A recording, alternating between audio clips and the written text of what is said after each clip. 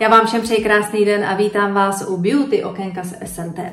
Dneska pro vás máme naprosto přelomovou novinku. Já vím, říkám vám to velmi často, ale věřte mi, že produkt, který vám za chvíli představím, a rovnou budou 3, přelomový je, protože se vyvíjel a testoval opravdu dlouhá léta, ale konečně je tady. A jedná se o produktovou řadu Spots Whitening Concept, neboli depigmentační sadu na pigmentové skvrny. Pigmentové skvrny, které se nám většinou objeví po létě, nevzhledné, různě tmavé flíčky, většinou se objeví na obličeji nebo na dekoltu či rukách. Sice nejsou životu nebezpečné, ale je to kosmetický problém, který trápí mnoho žen, ale také mnoho mužů. Tak si pojďme představit produkty, které nám pomůžou.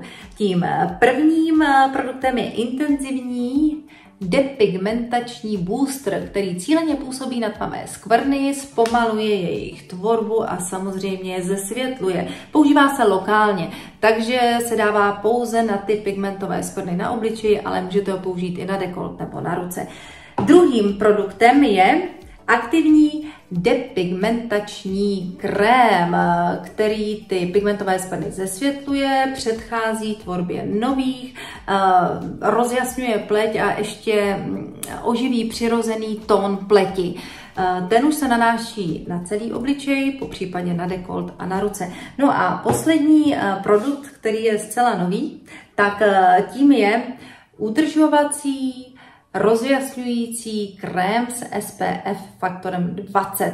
Tento krém nás samozřejmě chrání před UVA a UVB zářením, ale také chrání kožní buňky před působením modrého světla a působením volných radikálů. Navíc má anti-agingový efekt. Tak to jsou tyto 3 zcela nové produkty. Jaké látky obsahují, netřeba říkat, najdete to všechno na stránkách SNT. Možná vyzdvihnu, že je tam kyselina hyaluronová, je tam patentovaný bělící peptid, je tam stabilizovaný vitamin C, je tam extrakt z pivoňky. Ale podle mě největší síla těchto 3 nových produktů je v tom, když je používáte pravidelně všechny 3 a dlouhodobě. Jak se tady používají? Samozřejmě ráno a večer.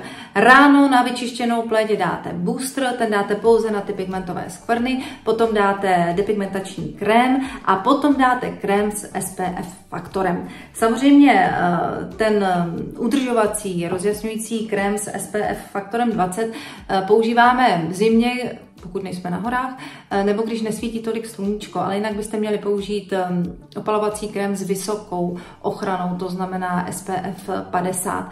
No a večer zase vyčistíte celou pleť, dáte si booster na pigmentové skvrny a potom aktivní depigmentační krém na celý obličej. No, pojďme si říct, že to je boj na dlouhou trať. Pigmentové skvrny jen tak nezmisí, ale první efekt bychom mohli vidět tak za 3 měsíce. No, tak já jsem nadšená z těchto nových produktů. Moc se těším na ty další. Ode mě je to pro dnešek všechno. Tak držím palce na boj se skvrnama a přeju vám krásný den a příště pro vás budu mít opět bombastické novinky. Máte se na co těšit. Mějte se hezky a brzy na viděnou.